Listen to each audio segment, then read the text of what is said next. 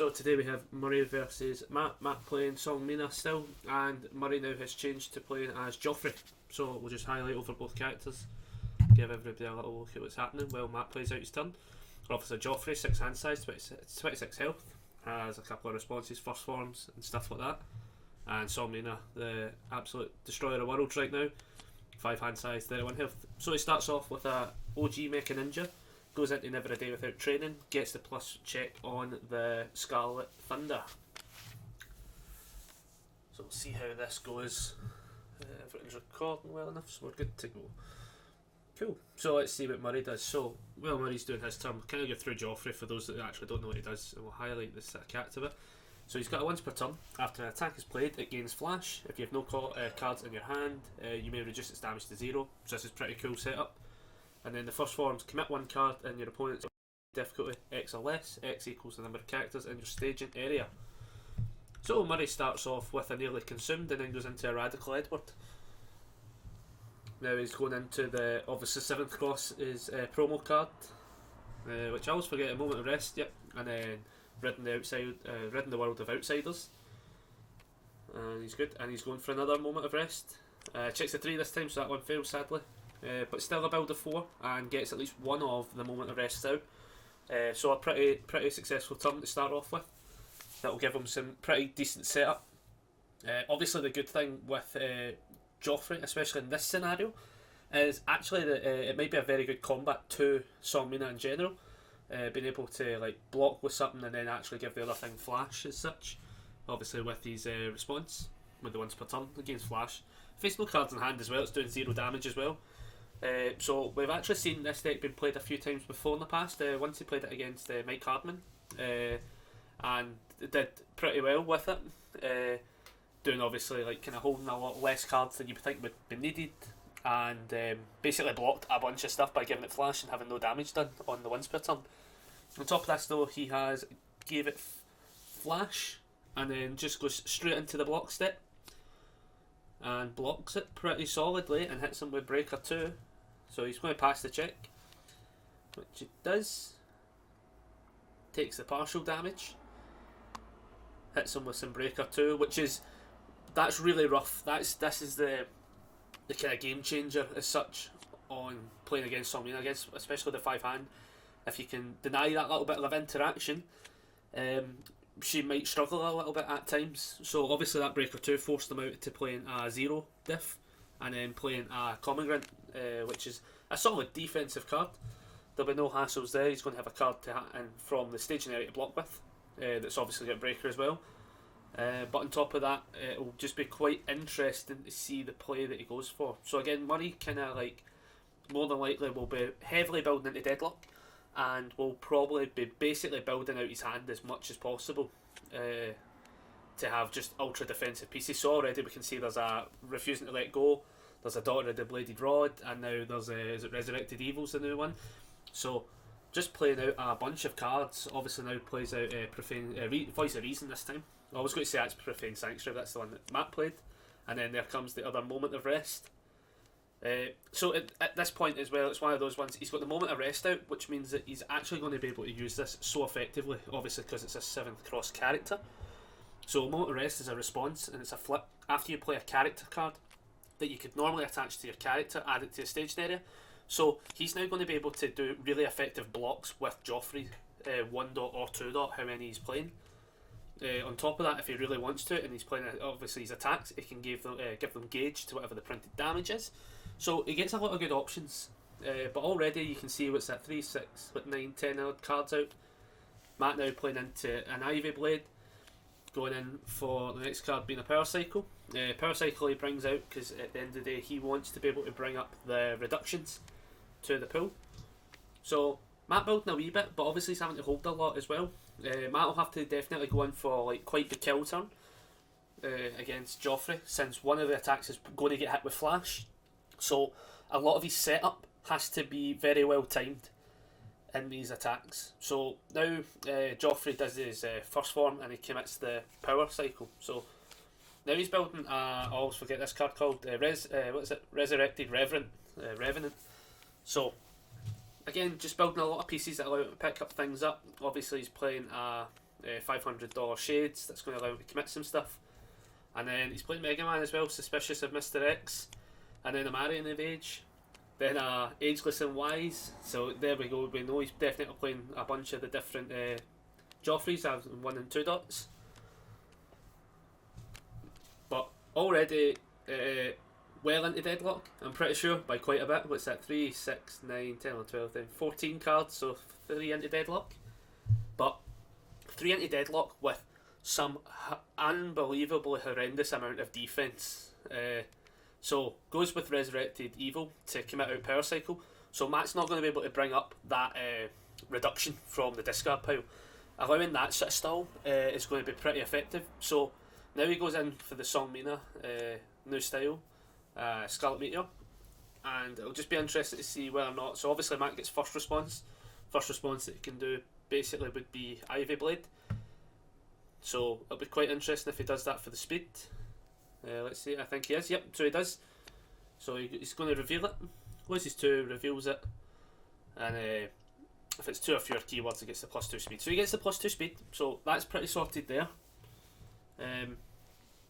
So he's got a good setup there. Now again, obviously Murray could potentially hit this with Flash, or just deal with it.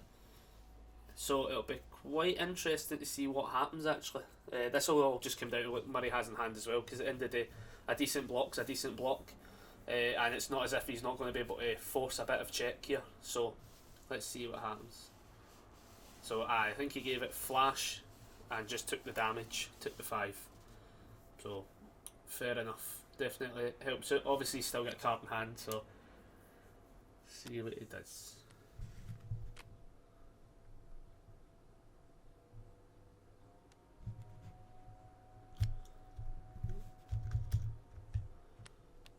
So he took 4 or more damage and responds with Nearly Consumed, and adds a character card from his discard pile to his staging area, just so everyone knows what's happened there. Which I actually forgot that's what that did as well. Yeah, that's a pretty solid build. So now obviously he has a Geoffrey 2 dot out. Now Geoffrey 2 dot allows him to be quite pretty solid on the freeze in the foundation. So after a character card enters your staging area, freeze one of your opponent's committed foundations. So obviously we now know that Power Cycle is going to be frozen, and on top of that it's got once per turn your opponent commits 1 foundation for each character card in your staging area. So again, he's going to be able to like stun him out by 2 now going forward. On top of that, Matt has now played a second Scarlet Meteor, again going in for a heavy hit, which he definitely needs to do. So let's see. So obviously he goes with Seong-Mi-Na first and gives it the extra speed, and obviously if it's blocked it's going to go back to hand, and it's going to have an iteration of stun 3, which I think will be quite interesting to see what Murray taps for that. That'll be quite interesting. So let's see what they do.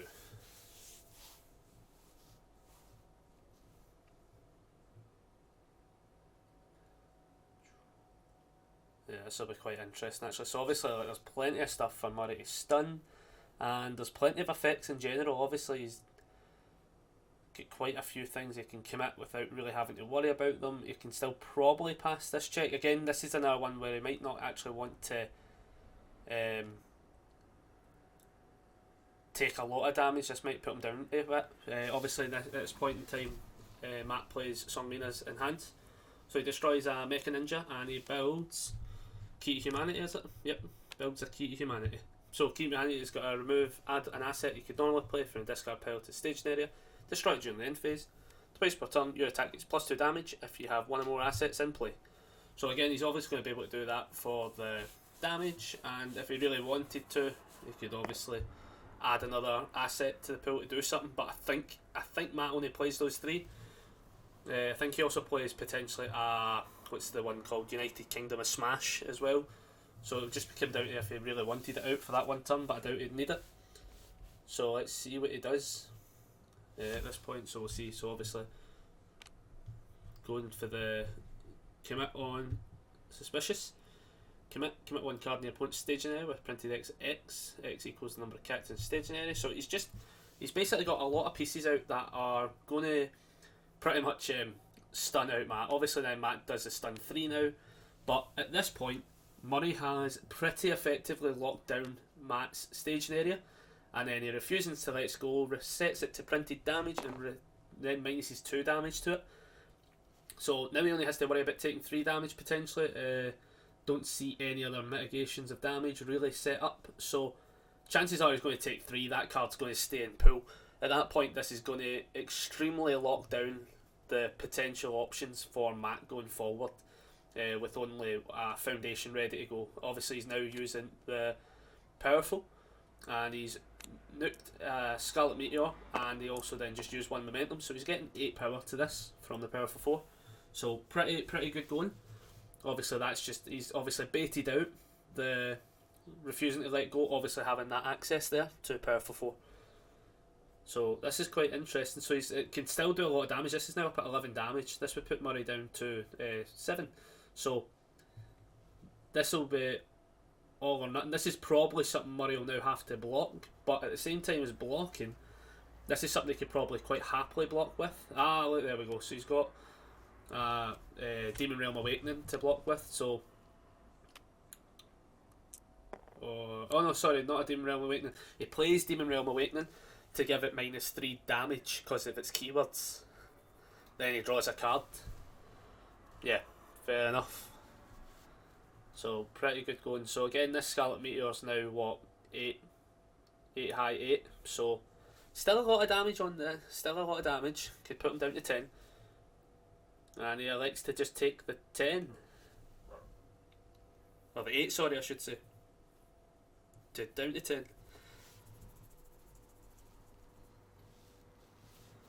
So that'll be interesting. Just seeing what's on the board and stuff like that. I don't really think Matt can really do much. He goes with the form on Seong-Mi-Na and builds the Scarlet Thunder. Now he goes to build a Wandering Pirate on a 4. Checks a 5, he's all good to go.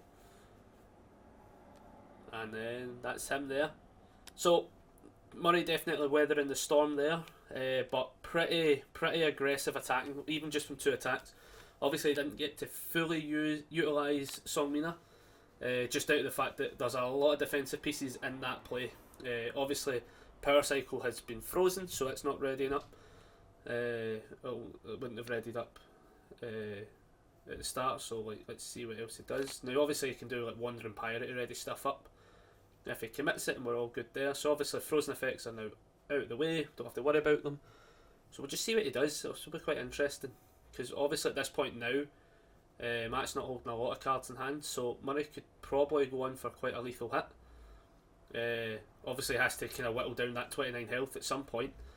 It's not as if he's not got enough foundations, so this will be quite interesting. On top of that, I think what we have is they're obviously looking at the first form, so he's allowed to commit a foundation, so he commits the Never a Day Without Training. That's pretty much locking out the turn. Matt will obviously be able to interact a little bit, but here comes New Song style Scarlet Meteor back at him. Definitely a solid card for this style of deck. Obviously he's got plenty of foundations he can do an effect on, pop them and then return them back, or find whatever's better off in the discard pile. So let's see what he does. So he obviously checked a 4, needs a 5, so he commits one of the moment of rests. Let's see what happens. So obviously there's a couple of responses and stuff that could happen, but I think they're all good. So he starts off with the Daughter of the Bladed Rod. So he reveals the top 3. Matt's going to elect to discard 1. So it'll be interesting to see what he picks. Simply down to the fact that there isn't a lot of draw mechanic yet for Murray, but again it's just he's got obviously things like Demon Realm and stuff. So if Matt elects to get rid of the attack, and then obviously Murray has 2 5s on top. So now Murray just has a little bit of knowledge, especially if he wants to draw into it. But on top of that, he just knows he's going to have 2 nice 5 checks to make and not have to worry too much about attacks in general, having to commit too much. So it'll be quite interesting to see what he does with this, because New Song in itself is a pretty beefy attack.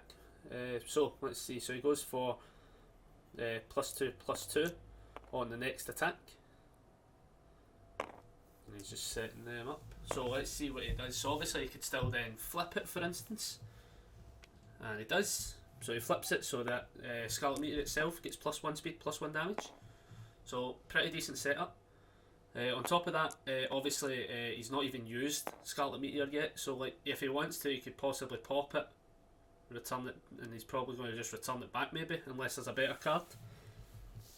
So it'll be quite interesting. So obviously he uses its ability, so he's going to pop that. That's the obvious one to pop, and it's just a matter of finding out what he's got in that discard pile now. This will be quite interesting what he plays out. Fair dues. Yep. So he actually gets one of the assets out. So the asset in question is Omega Sword and Owl Shield. Or is it Elk Shield? Elk Shield's this one. Elk Shield. So obviously now he's got a very solid defence card. Matt elects to block with the Comogrant. And obviously then he's going to pass. He's allowed to ready something up, which he readies up the Never a Day Without Training. And because he used Seong-Mi-Na's enhance on it, it gets removed. So that's a pretty defensive play. So pretty good going. I think on top of that he also shows something, but after your opponent readies one of their cards during the combat phase, ready one card in the staging area if you can't. Due to the ability, you may add a foundation you can normally play. That's pretty good going. So it's pretty solid. So plays a what's that one called? Passing the torch. Then he's going into what one's that? Is that lightning? Lightning torture. It is. So lightning tortures the gauge 4 throw from Suzaku. If he's got 2 characters, it's going to get another 3 damage, and he has a lot of good setup for this one now. So this will be quite interesting itself. So he gives it the extra 3 damage. At this point, he could definitely fire off some gauge.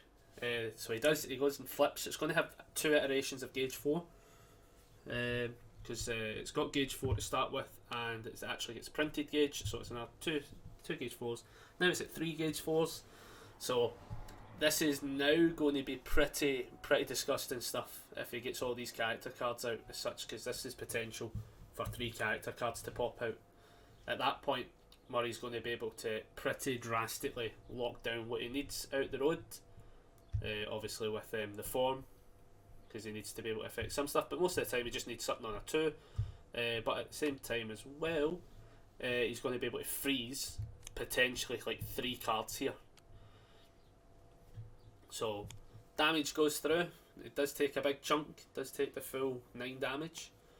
So at this point, 3 iterations of gauge are about to trigger. Now, what's going to now also happen is actually the fact that he's then going to respond with Geoffrey. After a character card enters the staging area, you freeze one of your opponent's committed foundations.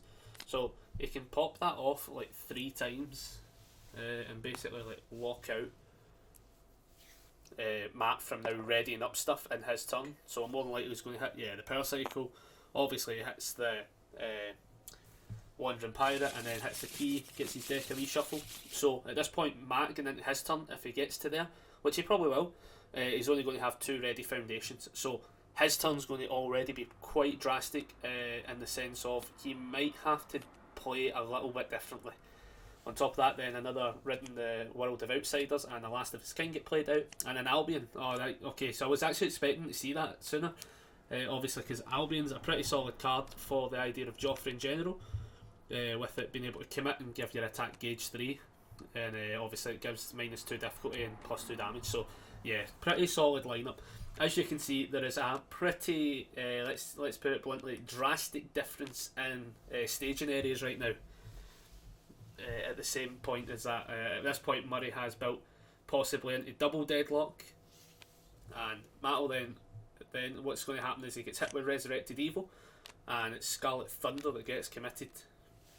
So really defensive stuff from Murray, and it's been pretty solid going. It's definitely a very hard counter to what Seong-Mi-Na wants to do. So this will be interesting to see what Matt draws. Matt draws back to 5, and it'll just be really down to what he gets as such.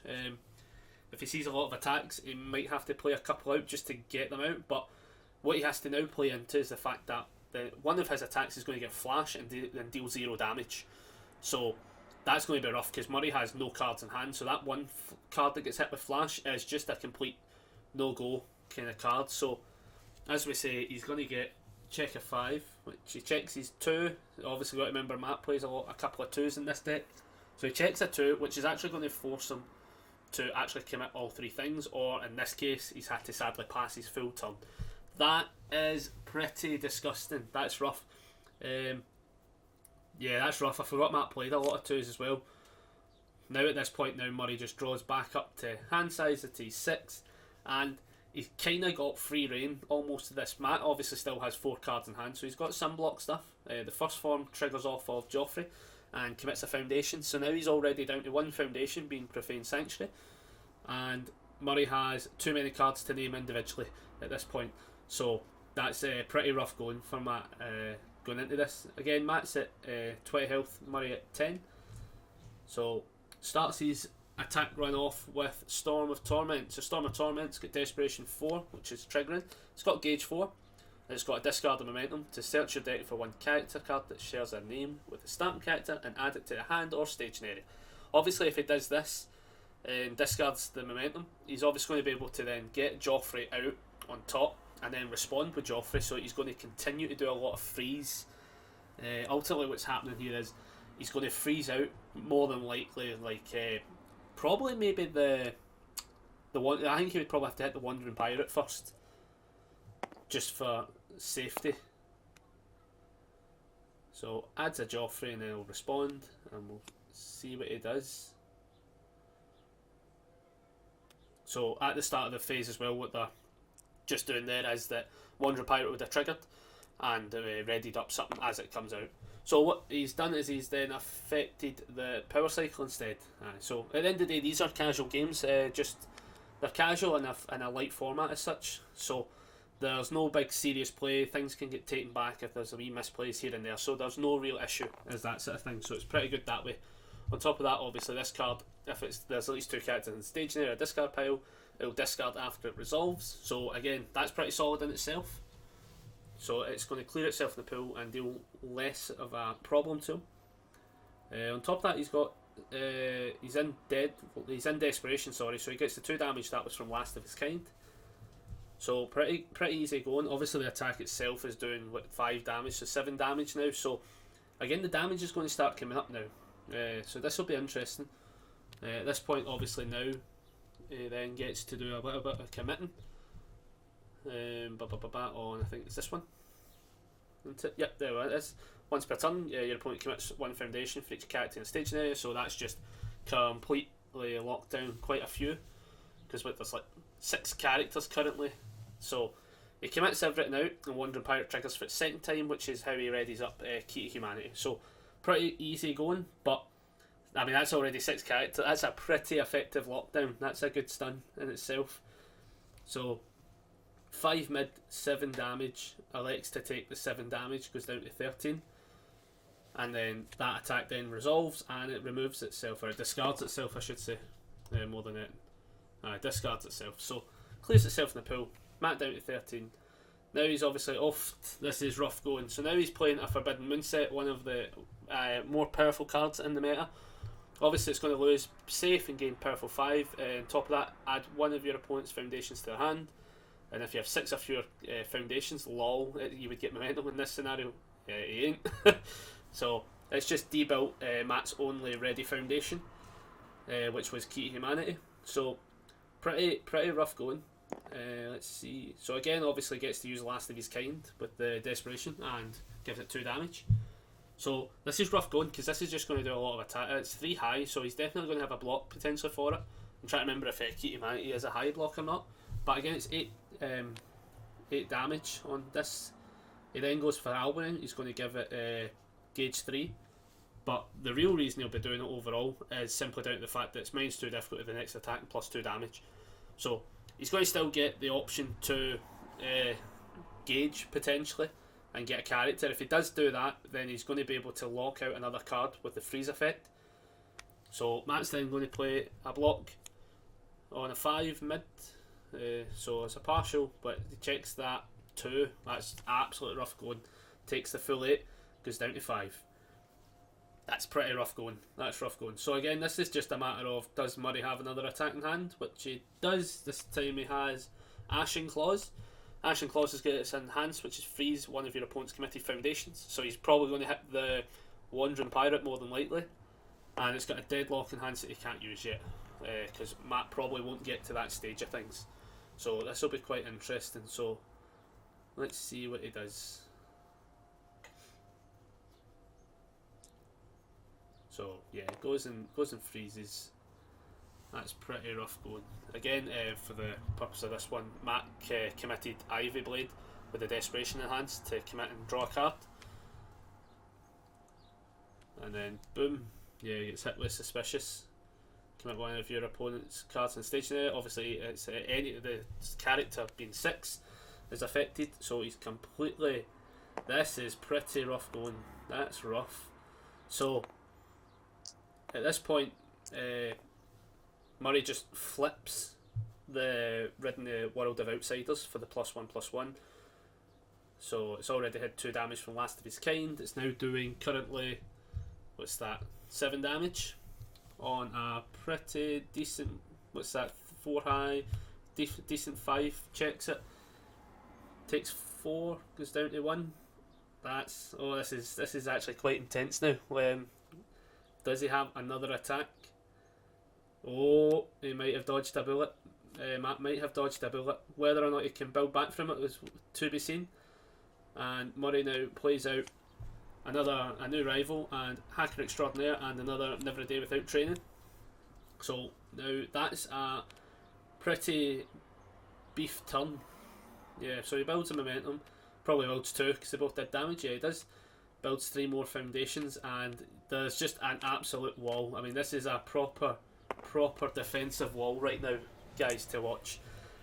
Matt obviously only gets to ready up 2 things. So this is pretty tough going. So this really comes down to what Matt's got.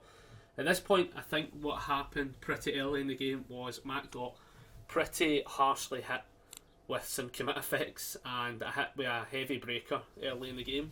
And it's been one of those kind of definitely got away from him style of games. Geoffrey for this one has played quite effectively into just building out a complete hand and not really worrying about stuff.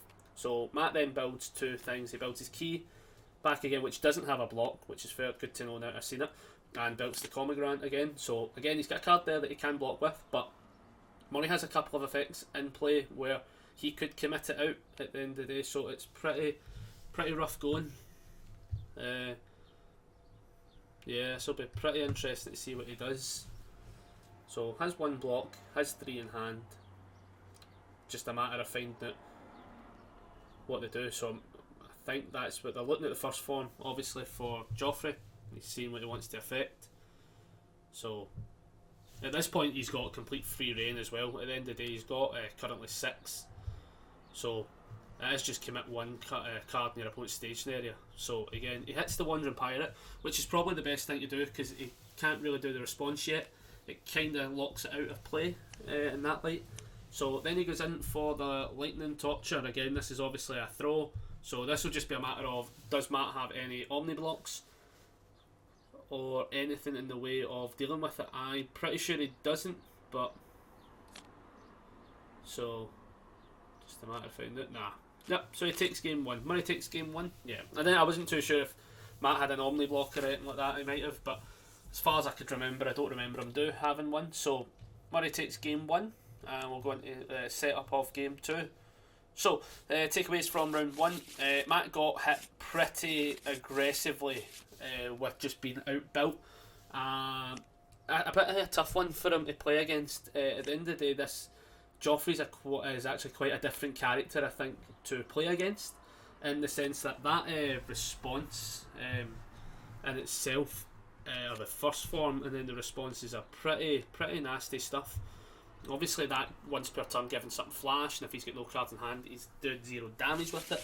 That just basically means that Matt can't set up a great turn. He has to bait that response out early to be able to play into the rest. Obviously, having a 5-hander doesn't give him a lot of options, and he really needs to, I would say, going into game 2, probably has to build a lot faster than he was previously. I don't think. I think his takeaway from him is so he's mulligan, which probably allows me to say he's got more than 2 attacks in that hand, and he's like, no, I can't build from that. He has to be able at this point to build a lot faster. He definitely needs a good 3 or 4 foundations out really early.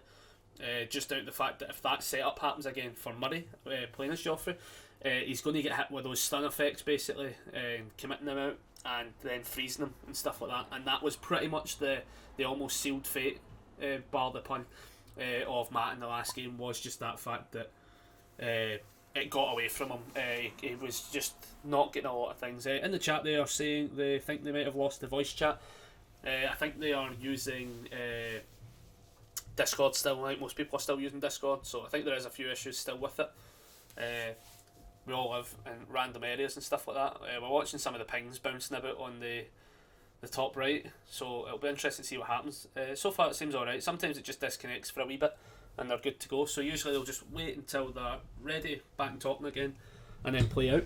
So this time Matt goes for my favourite card ever, Psychic Spirit Glass, goes for a Burning with Revenge. It's all good. Builds a Profane Sanctuary. Let's see, is that in building? Yep, that's in build. So that's not too bad.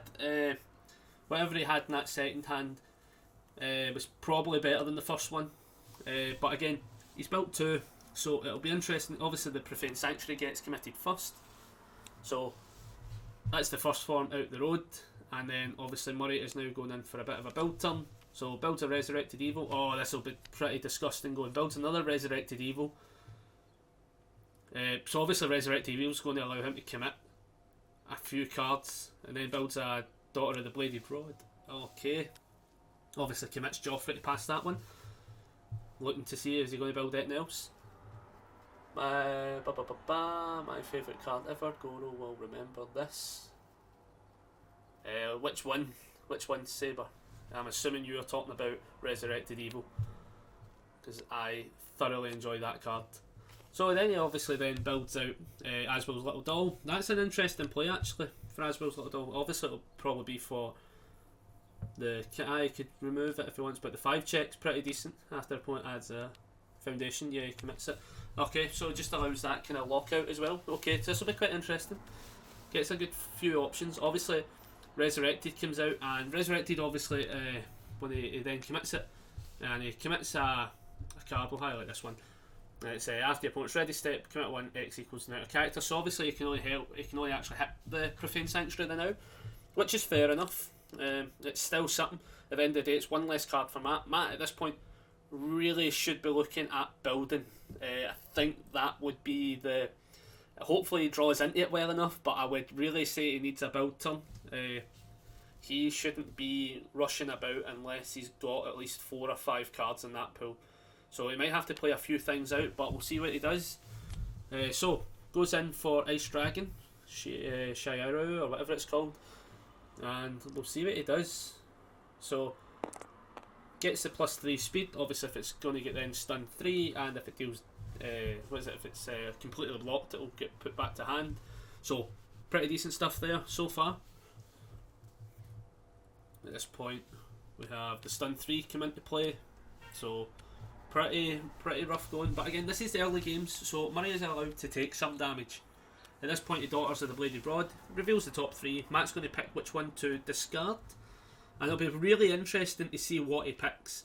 It'll be quite interesting. Most people, I think, always go for the attack, but in this set of scenario, he might want to hit...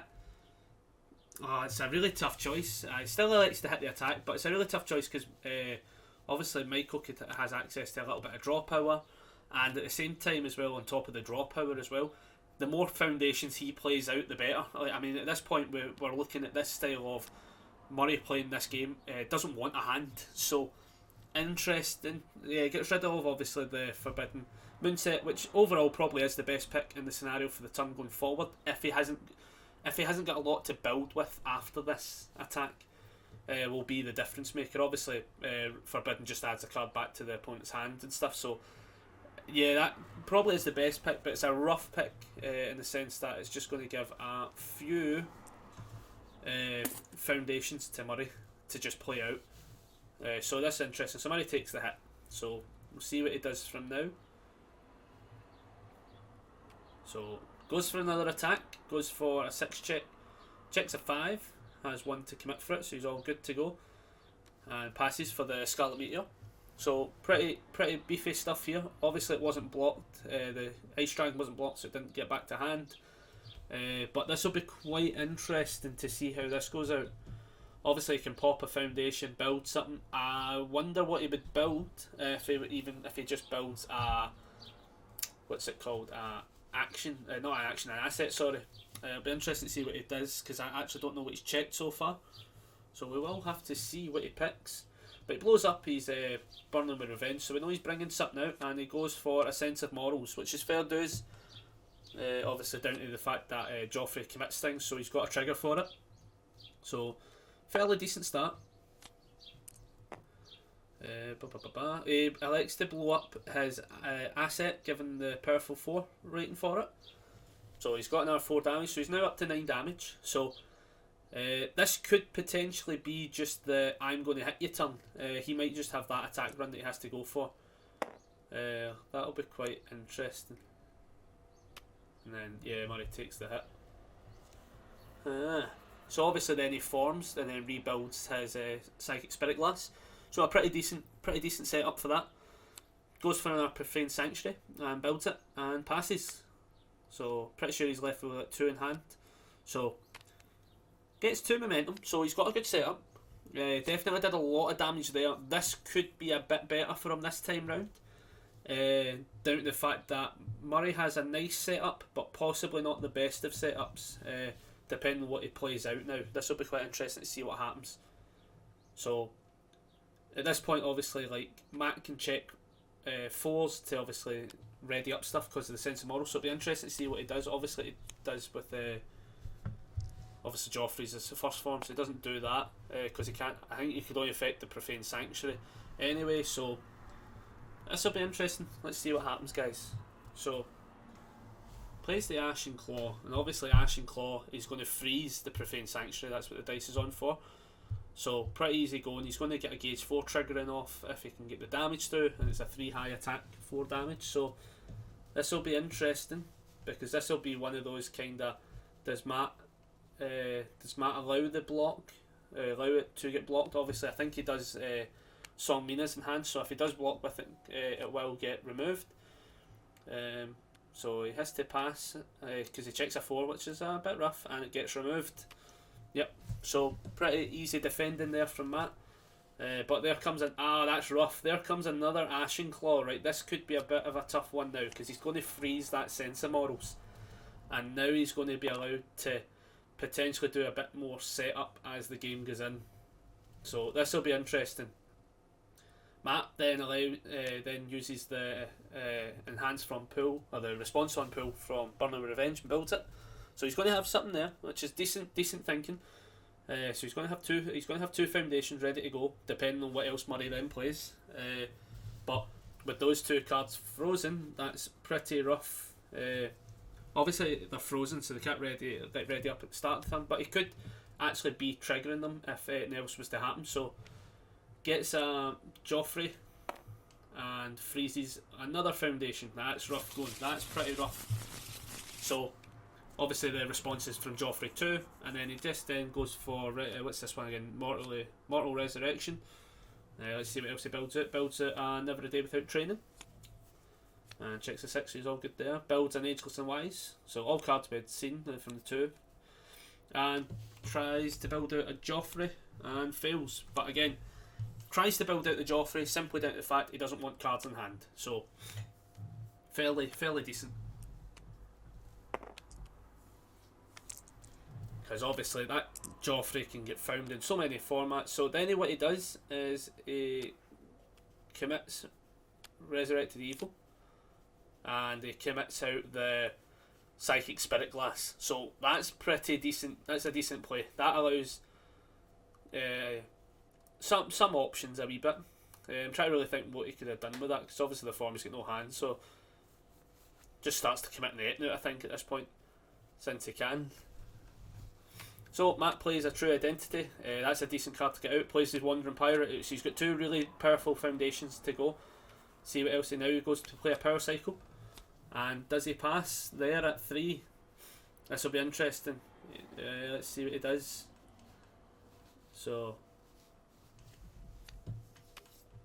yeah, then he forms with Seong-Mi-Na to build Ivy Blade. So that's a more consistent build. That's kind of what he needed to do a lot earlier. But the setup's now there, so he should be able to deal with most of Murray's tech. It's just now a matter of depending on what Murray then draws and see how he plays this out. Obviously, if Murray gets that kind of option to start committing some stuff and freezing stuff, that'll be kind of rough going. But Matt at this point has some fairly decent stuff in play in the sense of Sense of Morals and Wandering Pirate. So he's got definitely a good handful of stuff ready to go in defence of it.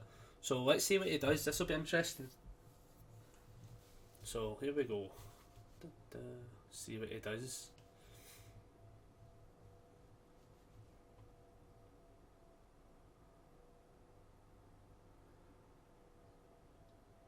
So I'm just wondering what they're doing. I wonder if they maybe have lost voice chat there for a second. So we'll see what they do. Let's see what happens. Just going to move it a couple of things. Right, let's see what happens. So obviously he's still got the first form on Geoffrey if he really wants to use it. This time he can hit something with 2 diff. So fairly decent stuff, but obviously he might not want to do it because he'll get the option to commit some stuff. Depends what he really commits. At this point it's a quite interesting choice. He could hit the Ivy Blade for all he cares, which would be actually quite interesting because I'm pretty sure Sense of Morals can't really trigger that because it's only the foundation. So I mean, he could hit the Ivy Blade if he really wanted to. So we'll see what he does.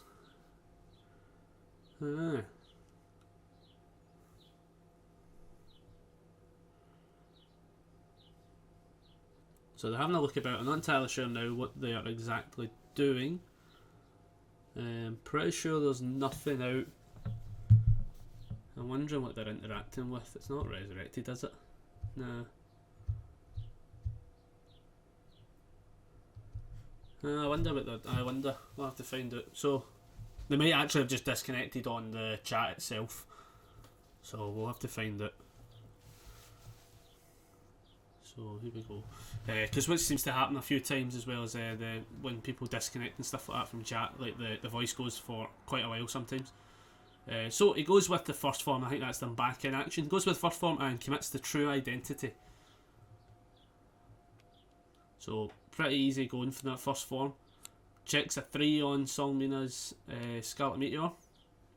So commits 2 things for it. He's got some stuff to commit for it, so he's not too badly set up for it. Obviously he can pop them, bring them back, find a better foundation. I don't think he's got a lot. He's got like 16 in play in discard pile, so he's got some options. So he pops a Moment of Rest. Now let's see what he brings back. Because for the life of me, I actually don't know what he got yet. So this will be interesting stuff. Gets a Conduit, or what's it? Conduit of United Essence. So it's got after one or more of your cards are committed or flipped due to your opponent's effect, commit or flip one of them, so it's pretty decent. It's also got cards can't leave the card pool due to your opponent's effect for the rest of this combat phase. Now that in itself will be pretty useful in the sense of going against Seong-Mi-Na. So this will be interesting. So he checks a 3 on the Sense of Morals, commits Wandering Pirate. To pass the check, readies up True Identity, and then triggers Wandering Pirate to ready up Profane Sanctuary. So pretty set up, pretty easy. And then gets hit. Let's see what it is. He's just deciding. Get hit with something there, which is quite weird. Oh yeah. So then he gets hit with Geoffrey to commit 2 things. So that's pretty decent. So let's see what happens. Now he goes in for Daughter of the Bladed Rod. He's going to reveal top 3. That's a rough one. Matt has to pick one of those cards, more than likely. He's going to pick one of the Scarlet Meteors, because let's be honest, Matt probably has a bit of draw in this game. Or not Matt, Murray has a bit of draw in this game, as we've seen. So Yeah, he gets rid of the foundation. Okay, so he gets rid of the foundation. He's going to leave Murray with 2 stacked 3s. So this will be interesting to see how Murray plays this out. Chances are he might have a Demon Realm Awakening ready to go for an extra 3 damage, and he would still pass that check on a 3 and then get a draw card out of it, and he would find the other one. So that's a potential option that could happen. This will be interesting to see what he does. But no, they just go straight to the block step. So needs to block on a 6 minute. So yep, passes for it. Obviously done Seong-Mi-Na's hands at some point, and is all good there. So now he has to check a 3 for his what's that called? Refusing to let go. And checks a 3 for, I always forget the name of that one though, Living Pendulum, that's it. And then he gets 2 Radical Edwards potentially. Yeah, oh, this is pretty beefy. And then gets a Never a Day Without Training, and it also passes on a 5, yep. So that's pretty rough. Matt obviously was able to deal pretty effectively with that attack. Murray didn't have anything else, but at this point though, it's just that kind of onslaught of just outbuilding Matt at this point. So at this point now, I'm just seeing what he's really got. Yeah, he could do the Resurrected Evils, I guess, but Matt can then just commit them up. So, or he could draw up and then he could flip them. So it'll be interesting to see what he does. So he goes for the commit. Obviously he can commit what he wants at this point because he's got 2 Geoffreys out, so anything can be triggered. So he commits Wandering Pirate and he commits True Identity. Wandering Pirate at this point could trigger, I think. Could it not? When does that happen? Yeah, I'm pretty sure they could have just done that. Okay, 1 second.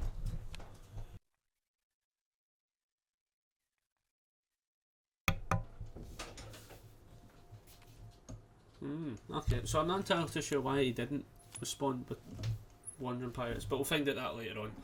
So he goes in for his attack run, so he goes for From Science with Love, and let's see what happens. So he reveals the top card, it's got 2 of your keywords, puts it back, gets the +2 speed, pretty decent setup.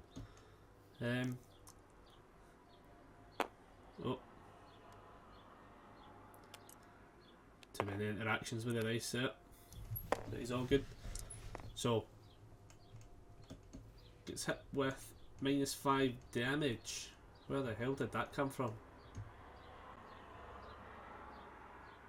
Not entirely sure what that's for, but we'll find out. Give me a second.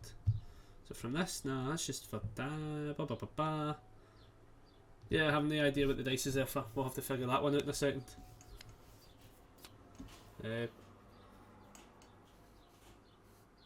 Yeah, sorry chat, I totally missed that one. I got interrupted there for a second. No, have no idea what happened there. So he plays out a Never a Day Without Training, tries to pass a Common Grant, checks a 2, and passes there. Yeah, I'm generally not too sure what the dice was there for. I wonder. Not entirely sure on that one. Totally missed it. Somebody in the comments will be able to tell me what I missed. I'll look tell you for literally 2 seconds. Because Murray didn't even take didn't take damage, so like I wonder what I missed there that did that. Is it Radical Edward maybe? I have no idea. Now I'm thinking about cards that I'm like, I should know the abilities again. Nah, haven't. Absolute Scooby-Doo. We'll have to figure that one out at a later date. So it's now on to Murray. Murray's turn. So he draws back up to 6. Has a fairly has a pretty decent advantage currently on his foundations and staging area. Matt has a good couple though. Has a good couple of abilities to actually defend against the style of Geoffrey. So options are there, but it'll be interesting. So the first form triggers off of Geoffrey and he commits Wandering Pirate. And then goes in for the Storm of Torment for this one. So again, 5 minutes, and obviously it's going to get a gauge 4 instance. So a good couple of setups there. So this will be quite interesting. Obviously Matt can Seong-Mi-Na, where it would remove instead. In fact, would he? No, I don't even think he would get that actually after if it's blocked. And I blocks it would happen, yeah. So yeah, Matt could technically Seong-Mi-Na and remove it instead, but realistically he's probably not going to worry too much about it because it's going to discard instead. So he goes for Living Pendulum. Right, so this card's pretty effective. which is after your opponent plays an ability that modifies the speed of the attack, you cancel its effect. So he actually just cancels Seong-Mi-Na in general. So pretty fair going. Is that what it does? Yeah, because is that how that works? Please, the speed of an attack. Yeah. So it is an attack. Yeah, because your attack is still. Yeah, so I think that's how that works. Okay. Yeah. I think that is how that works anyway. So he hits in now with Demon Realm Awakening. And he checks it, so he's going to get an extra 4 damage, is it not? Right into it? Brutal. 4 extra damage on top of the fact it's 5 mid for 5, so it's now 5 mid 9. Removes Demon Realm Awakening, draws a card. So this will be interesting to see how he does this one as such. This will leave a lot of options. So let's see what happens. So Matt then flips Never a Day Without Training, gets the free draw card. Because he has assets in play. At this point, Murray has some options. Goes for the discarding of the momentum. So he does the discard momentum, searches the deck for a character, and adds it to hand or stationary. At this point, Murray will always add them to hand. Stationary, sorry. Then he'll respond with Geoffrey 2 and he's going to freeze Wandering Pirate. Nice. Fairly decent play. Gets a wee shuffle of the deck as well after searching. So interesting stuff to see the least. Let's see what he does. So at this point, he now commits 3 foundations. So he's going to get a Sense of Moral ability to trigger off on this one. So he can start to ready some stuff up as long as he checks well enough. So he does. So yeah, readies up Wandering Pirate. So fairly decent play there, obviously, because that's going to really get rid of the fact that it's frozen if it doesn't get committed again. So interesting stuff to start with. So gets a couple of things readied up and stuff. So it's pretty decent play for Matt. It's now just a matter of blocking these and actually then having to deal with potentially a wee bit of attacks from Murray now. So let's see what happens at this point, because I think they've done most of the stuff out. They've probably done the gauge by now anyway. They've done the discard. So he goes for the block. Needs a 7. Needs an 8, sorry. Checks a 5, commits 3 things, passes. Seong-Mi-Na's thing was cancelled, so it just discards instead. So pretty effective going. Goes in for to play a Geoffrey on a 6. Damn. Okay. And it does pass. So on the pass it's pretty good, because when it adds to the stationary he's going to be able to freeze something else. So this will be quite interesting. Gets an Edge of Death. Edge of Death is a fairly decent card for Murray to play. It's obviously got, if your opponent's desperation, commit a foundation. And if its damage is greater than 8, it will get reduced to 2. Gets another Resurrected Reverend out.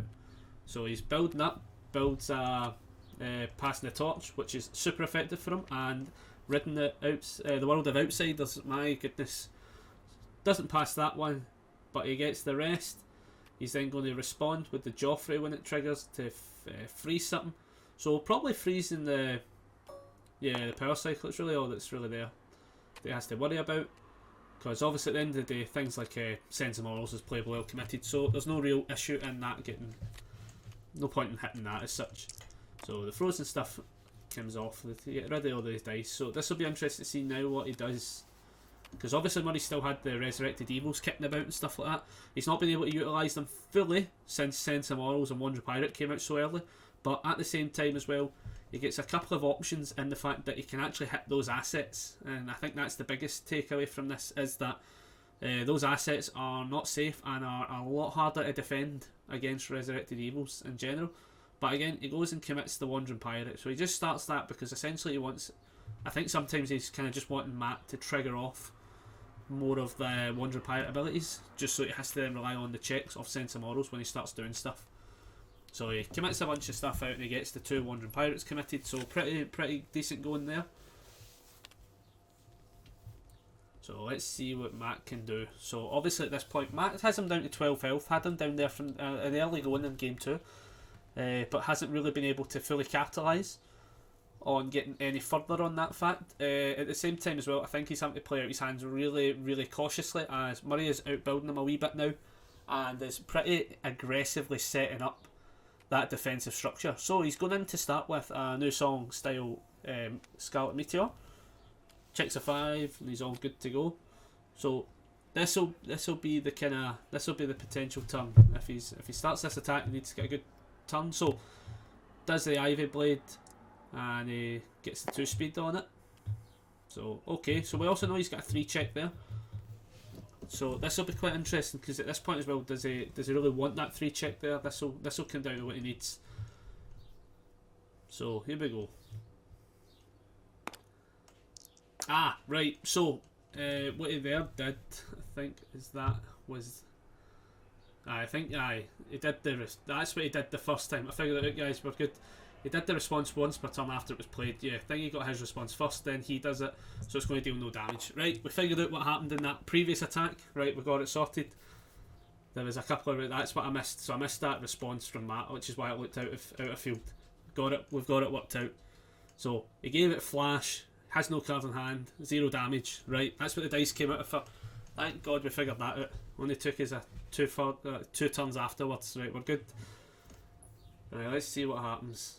So at this point, obviously Matt gets to continue, gets a couple of options. He can obviously form out a asset, but we'll see. Let's see. So goes in for another Scalp Meteor on a 6, checks a 3, which we knew he was going to check. So yeah, I mean he plays 2 checks, so it's a kind of rough one to see as such, because obviously like he could have made that check with Sense of Morals, for instance, and get rid of it and got it out of the way, but then again he could have hit a 2 and that would have been worse, and there's still going to be a few of them to go. Responds and loses 2 life for Ivy Blade, gets the 2 speed, so we're sorted there. Obviously he has dished out the Sense of Moral, he's dished out the flash, so he's going to have to rely on baiting out the attack as long as he can, but this will be interesting now. So Matt then goes and Sense of Morals, readies up Wandering Pirate, triggers Wandering Pirate, readies up True Identity. Pretty decent going there. On top of that, Murray's super defence at this point will be his refusing to let go. So interesting stuff with that refusing to let go, because he really has to bait this out at the right time, since the fact is Matt has 2 momentum there to go and has 2 assets, so he really could get a lot of damage coming out of this. That's like 16 damage if he really wanted to, but he destroys a face down, gets his Scarlet Thunder out, so again plenty of assets ready to go. So it's really this will be interesting to see who kind of pushes the button first. Obviously the use of Radical Edward is commit 1 asset or foundation in your opponent's staging area with one or more keywords. My goodness, try to read all these words too fast. My bad. So obviously he gets to commit out Scarlet Thunder.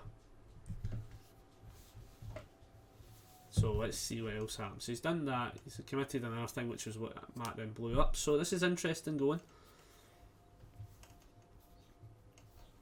because at this point it's really a matter of baiting out. He knows he has to basically bait out that powerful ability going off. So this will be interesting. So Matt's going for 1, 2, 3, blows up 3, gives it 12 damage. Right, so the real question is now, does Murray get to just trigger off the... Well, in saying that, he's got 2, he's got the Edge of Death at the bottom. Sorry, I totally looked at that as well. Yeah, pops the Edge of Death. Damn. Yep, I also missed that as well. That's my bad. With such a big stage there, I was looking. So Edge of Death pops off, and it's going to it resets it now to 2 damage.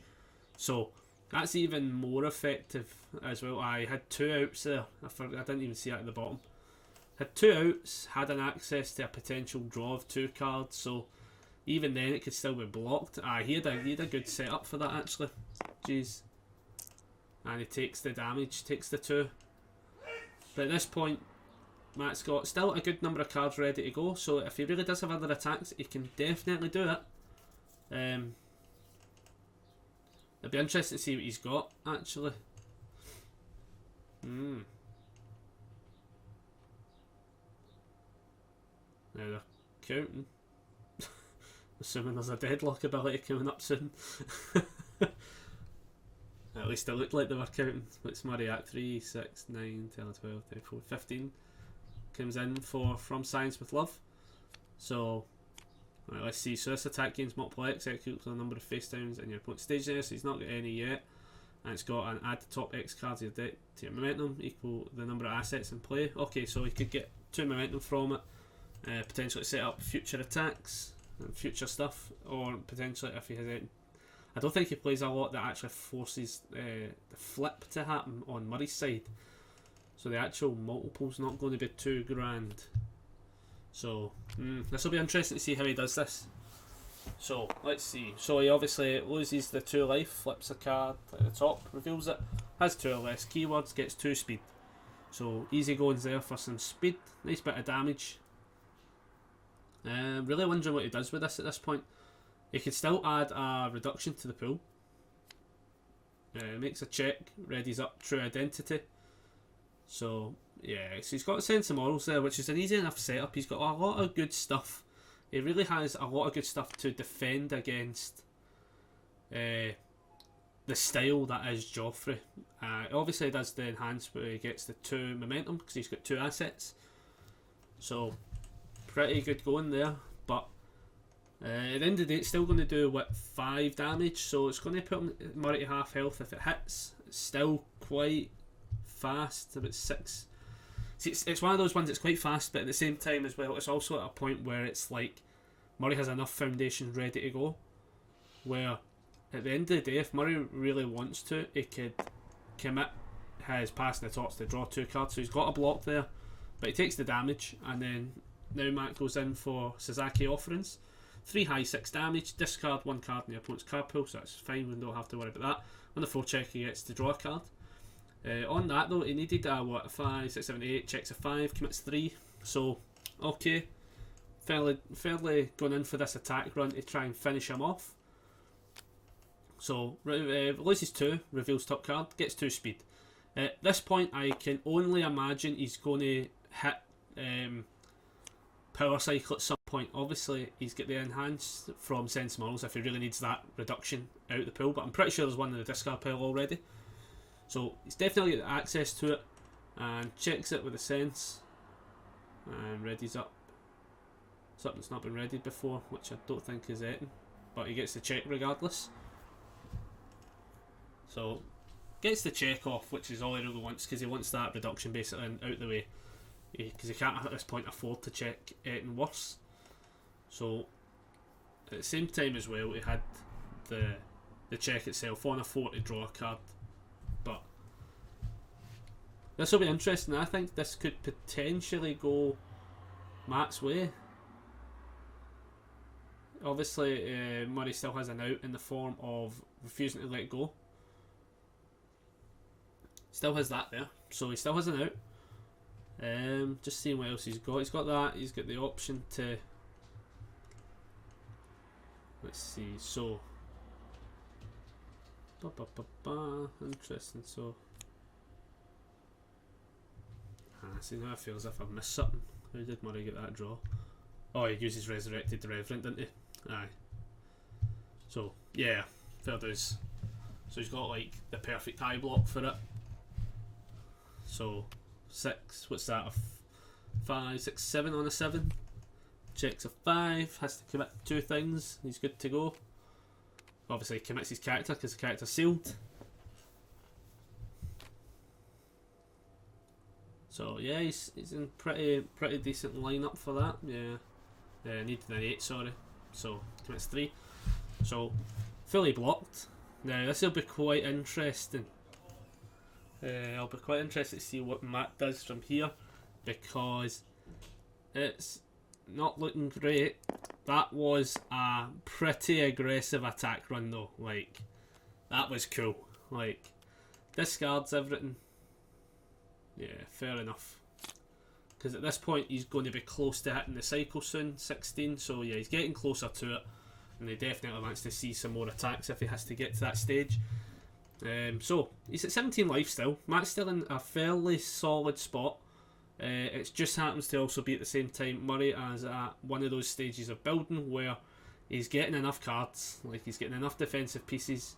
So this is really close on two fronts. You've got the really aggressive Seong-Mi-Na, which isn't getting to interact. I think this is the big takeaway so far I'm getting from this game, is that she's not getting the interaction that she would normally use in every other game she's played so far, where the denial of that interaction stagnated her in being a 5-hand size character. That's really what's shown right now. He does the form, commits a card. Now he's going in. Is that genuinely a prism? Oh my god. So he's going for a prism on a 7, checks a 5, commits 2 things. Okay, so obviously, right, so prism has got add all cards that share a name with your starting character from your discard pile to your staging area. So the ultimate idea is, I'm assuming there is a handful of Geoffreys in that blooming discard pile, and I wonder how many he's about to get, because he's about to freeze a real rotten number. At this point also, Matt then goes for a check, probably on the sense and morals, just to try and ready something up before this onslaught might happen. I think there might be about, at least, there might even be like 3 in that deck, or in that discard pile. Is it just the 2? This will be interesting. 2's enough.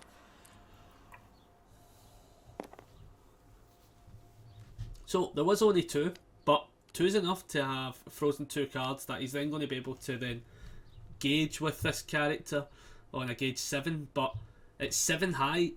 Matt's going to struggle to block that one. Obviously now Daughter of the Bladed Rods, now he's going to just get a little bit of knowledge, so Matt gets to discard one of these cards. So it'll be interesting what he picks.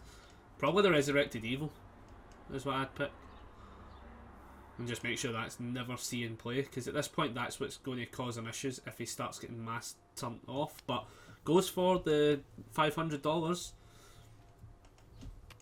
So Murray just stacks 2 5s on top. He still has, I mean, at the end of this he's still going to probably do 7 damage. This will be rough for Matt, just out of the fact that it'll be tough to see what he does with it. So let's see what he does. Still 7 speed high for 7 damage. No real outs on the form of extra damage, but commits passing the torch and he draws 1 card.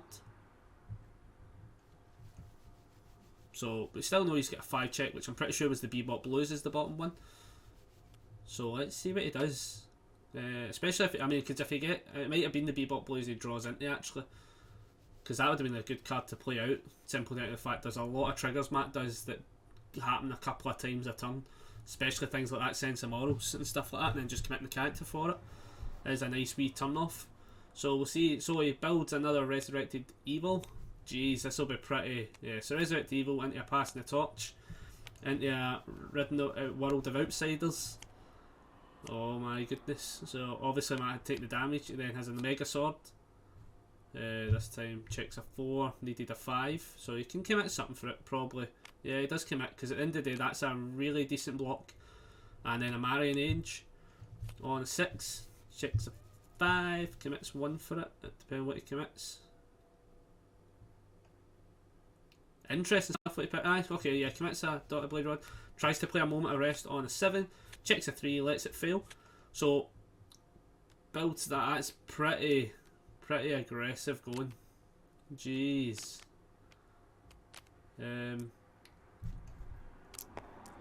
Now, I'm also wondering, and I'm pretty sure now that we've seen game 1 and 2 happening, I'm pretty sure Murray only runs a total of 6 Geoffreys, as in 2 Geoffrey 1s and 4 Geoffrey 2s, which will probably be why he never looked for another Geoffrey. I'm pretty sure that would have been for that reason. So here comes what's going to be pretty aggressive. So now he's got the access to turning off Seong-Mi-Na. He's now got the access to turn off another thing, and he's got the access to turn off another thing on just that starting. That's mental. That's such an aggressive and defensive play in all of the one. Like, that's such a game changer. He can't actually help Seong-Mi-Na getting committed. That's the other thing that's just beautiful about that. Whereas the foundations, it can help out in some ways. Seong-Mi-Na being committed just means, you ain't playing your turn kind of material. That's rough. That is really rough going. So he commits Wandering Pirate to pass this check for Comment Grant and readies up True Identity. But that's rough. He's got a Scarlet Thunder out, potentially on a 3, all good there. That's a rough play for Matt. So yeah, that's fairly destructive. That ends a turn. That card is so good, especially on characters that so drastically depend on the character. I think that's what's that card's just symbolises right now as a defensive piece, especially on the symbols. I mean, look at the symbols it's on: Life Order and Life Order and Void. Do you know what I mean? Jeez, that's mental.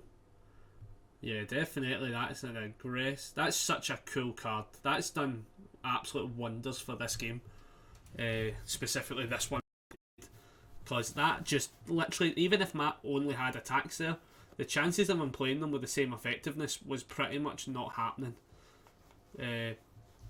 Jeez, that's pretty interesting. So it'll be interesting to see now what Murray does, because depending on what he draws into, he's got some set up where he gets the first form and he can obviously commit, which it does, and commits an Ivy Blade this time round, simply down to the fact that he doesn't want obviously Matt drawing a card for free with that commit. So pretty decent going, and then plays into Rose Mystique. Oh man, so he's going to discard the Momentum, which he has one of, and Matt's going to discard 6 cards. Your opponent discards 1 card for each of your characters in your station, so Matt's going to discard 6.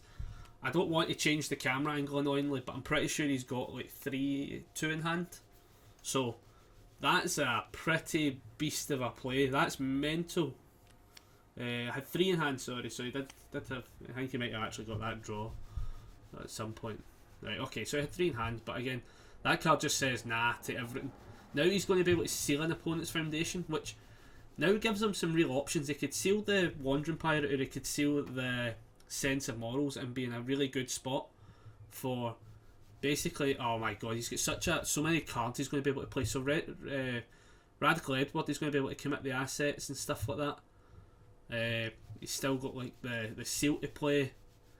So yeah, he seals the Sense of Morals, which is probably the right card to seal right now, because that's the one that's going to trigger more often than not over Wandering Pirate and stuff like that. So then he gets to commit it, and he doesn't have now any interaction with that. Now the best thing he can do is he commits 6 cards, which is mental. Commits 6 of the things and only gets to ready up 1 from Wandering Pirate.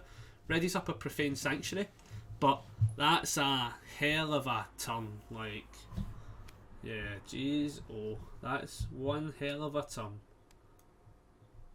Commits a few extra, commits it last one. Obviously, Rose Mystique's still a 6/6. He commits to give the next attack +2/+2. He'll more than likely flip it as well and give this one +1/+1, which it does. Yep, gives that +1/+1.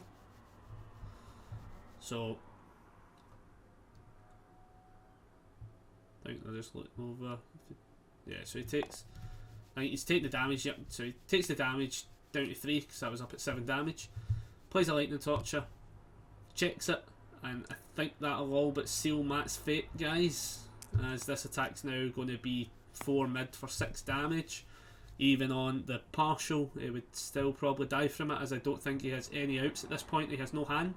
Has a card, obviously, in the form of Common Grant that he could have blocked with, but even then, probably not passing the check, more than likely not. So, game 2 goes to Murray, I think, pretty solidly. That was a game.